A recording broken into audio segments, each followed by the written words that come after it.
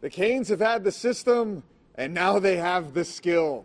Pat Welter, Brian Murphy here at Lenovo Center after a 3-2 overtime win over Montreal. And Brian, you know, all that confidence we had in Carolina, making it to the Stanley Cup final and this being a relatively easy path, man, that really got washed out after that Montreal win, how they just really blew Carolina out 6-2 after that 11-day break. But a return to form in this one, and Nicholaj Ehlers proving that he was the key addition of the offseason, and he ultimately was the difference in this game with 2 goals.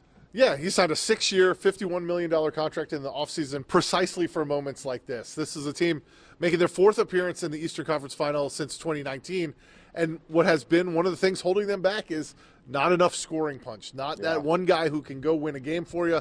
Well, tonight we saw that one guy go win a game for him. Ehlers with a great goal in the second period that I thought was going to be the game winner, and then a terrific effort in overtime to actually get the game winner. And that was all the talk in the postgame from Rod Brind'Amour to Jacob Slavin to Jalen Chatfield, everybody talking about the way that Nicholaj Ehlers can win a game for you. And he did it tonight, and they needed it. To go down 0-2 at home, only one team's ever come back in this round from losing the first 2 games at home.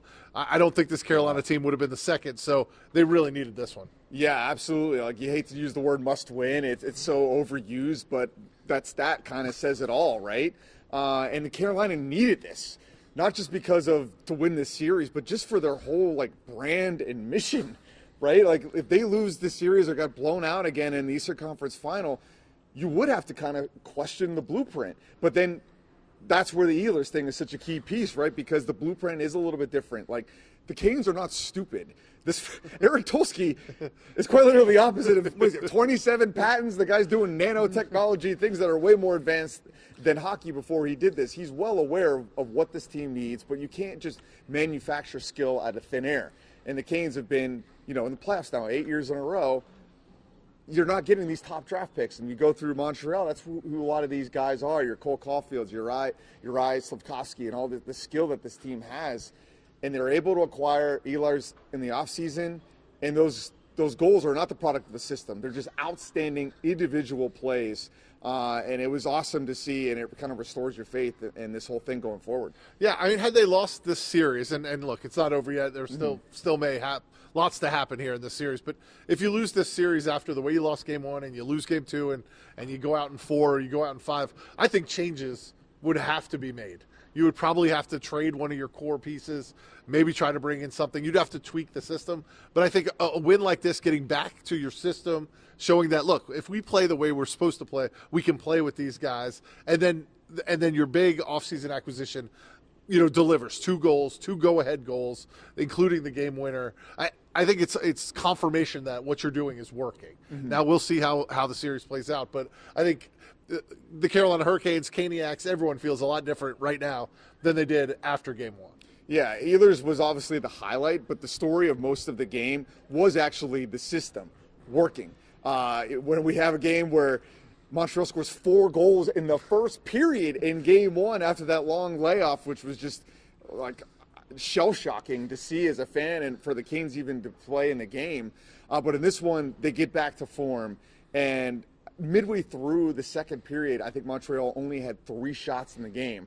Now, one of those went in, which is what scares you about how thin the margin is. But just, you know, sticks on pucks immediately in the slot, tons of possession time, and then a little bit of a switch up in the line matchups Rod Brind'Amour makes against Montreal's top line was key as well. Yeah, they put the Jordan Staal, Nicholas Ehlers, Martinook line against the Nick Suzuki line. That line, Suzuki has 101 points in the regular season. Cole Caulfield had scored 51 goals in the regular season. Slavkovsky had 30 goals in the regular season. That line had 8 points in game 1, and they were really the difference. This tonight, 0. In game 2, 0 points. Staal shut him down, and that's what Staal is on this team to do. Mm-hmm. And it makes you question maybe why they didn't go to that in game 1, but at least Rod Brind'Amour said we needed to change something. That's one of the things that we changed, and that line had a great night. Yeah, they really did. And Freddie Anderson too, right? Like, because this is the guy that had been the number 1 statistical goalie in the playoffs. You know, we're talking about things that have tripped up Carolina in the past. It's not having that next level degree of skill, and then it's always running into a better goaltender.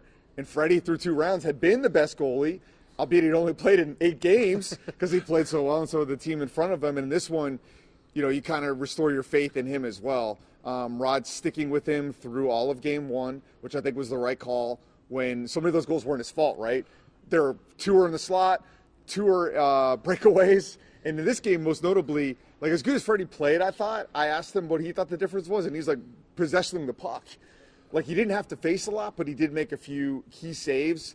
And I thought that was encouraging going forward as well. Yeah, and it felt, I mean, obviously we've talked about it being the Carolina identity, but you just saw it right from the beginning, keeping the puck in, not allowing Montreal to get it out, not allowing those big cross-ice, long passes that they were able to connect on in game 1 that led to those breakaways, led to those odd man rushes.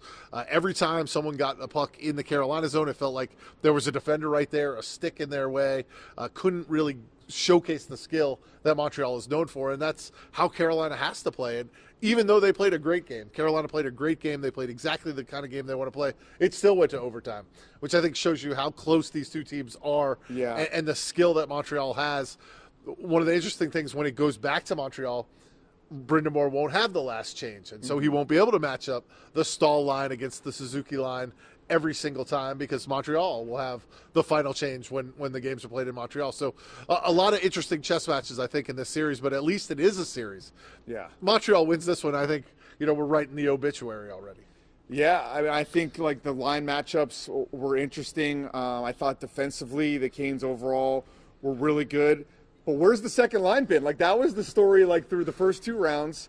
It's just, I think it's matchups. Like I don't think it's like all of a sudden Stankoven and Jackson Blake and Taylor Hall forgot how to play. Clearly they were playing a little bit above their skis through the first 2 rounds.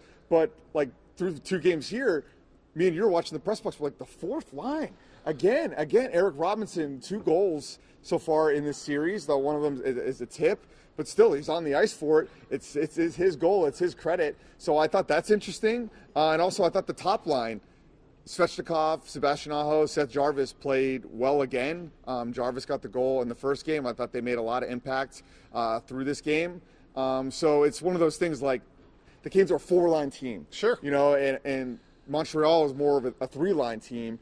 And the depth seems like it's something that could wear Montreal down through the playoffs, not to mention the fact that they've played twice as many games as Carolina. Yeah, and Jankowski had the assist to set up the Ehlers goal in overtime. I thought the Jankowski-Robinson-Carrier line played really well, and I noticed them against Philadelphia. I've noticed them in this series. And if you play the way Carolina wants to play, playing really heavy, well, you need to roll 4 lines. You need to have that 4th line forecheck the way that this group does. One last thing to note, the Rod Brind'Amour took some umbrage, I guess is the right word, with the spearing non-call at the end of the second period. Keandre Miller gets hit in the region where no man wants to get hit, and it was pretty clear from the replay that it was obvious that it was a intentional act. Read up on some rules. It seems to indicate that if it's a spear, you've either got to call a double minor, a 4-minute penalty, or a major penalty. And if you call a major penalty, guys out of the game. So interesting that they called it a slash. Rod Brind'Amour said that it was clearly a spear. Everybody knows it's a spear. He said you used to be able to get away with that when there weren't cameras there all over the place. You could look around, see the ref wasn't looking, get your jab in. But now cameras everywhere clearly spotted that hit on Keandre Miller. And it's not like it was in a crowd or anything. It was just wide open, like Keandre Miller and Tessier right next to each other, and just like reminds me back when I used to be at football practice in high school, and there was this one guy. We'd stand in a circle. I don't want to get too into it on the podcast, but he would be standing there, and then one guy would just like get you while you're standing there. I mean, it's just a funny thing. We got pro wrestling in the last one, and now we've got pro wrestling on the ice. Like, look, when the official's not looking, you just jab a guy with your stick. Where's Chris Lee when you need him? You talk about pro wrestling. How about lacrosse? Another fun moment was Svechnikov going for the lacrosse goal in a playoff game. How cool would that have been? That would have been awesome, and he very nearly got it. Yeah. I think he just lost control right at the end of that, but that line, I think, is going to have to deliver even more. You talked about you thought they played better. They're going to need more production, I think, out of the Aho, Jarvis, Svechnikov line. It's going to. I think what's clear through 2 games, it's going to take the entire roster. Yep. It's going to take that 4th line. It's going to take the Stahl line on defense. It's going to take someone like Ehlers. scoring some goals out of nothing. It's going to take this entire Canes team to get past this Montreal team. Saving the best for last, apparently. Yeah, like you said, everybody stepped up. Top line, their moment is clearly coming, and it might be Game 3 in Montreal. For Brian Murphy, I'm Pat Welter. Stick with us here on YouTube and WRAL. We'll continue giving these rapid reactions.